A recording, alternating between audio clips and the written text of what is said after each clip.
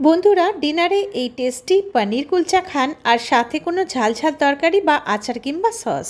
একটা বোলে ময়দা আটা মিশিয়ে মাঝখানে ফাঁকা জায়গা করে নুন চিনি বেকিং পাউডার বেকিং সোডা টক দই দিয়ে মিক্সচার বানিয়ে 10 মিনিট ওয়েট করে যখন মিক্সচারটা ফুলে উঠবে সাদা তেল দিয়ে আটা ময়দার সাথে মিশিয়ে দিয়ে জল দিয়ে মেখে ডোটাতে সাদা তেল মাখিয়ে ঢেকে রাখলাম। পনির গ্রেট করে কড়াইতে সাদা তেলে পেঁয়াজ কুচি গাজর কুচি ক্যাপসিকাম কুচি ভেজে আন্দাজ মতো নুন আদা রসুনের পেস্ট জিরে গুঁড়ো গরম মশলার গুঁড়ো গ্রেট করা পনির লঙ্কার গুঁড়ো ধনেপাতা কুচি দিয়ে নরম করে ভেজে প্লেটে ছড়িয়ে ঠান্ডা করে নিলাম। বড় বড় লেচিগুলো সামান্য বেলে নিয়ে পুর ভরে চারপাশে ভালো করে আটকে হাতের মধ্যে ঘুরিয়ে ঘুরিয়ে ফ্ল্যাট করে নিয়ে একদিকে সামান্য কালো জিরে আর ধনেপাতা কুচি লেচির উপর ছড়িয়ে চেপে নিয়ে উল্টে নিলাম। তারপর ওভাল শেপে বেলে নিয়ে তাওয়াতে প্রথমে রুটি সেঁকার মতো সেঁকে দুদিকে ভালো করে বাটার ব্রাশ করে ভেজে গরম গরম সার্ভ করলাম।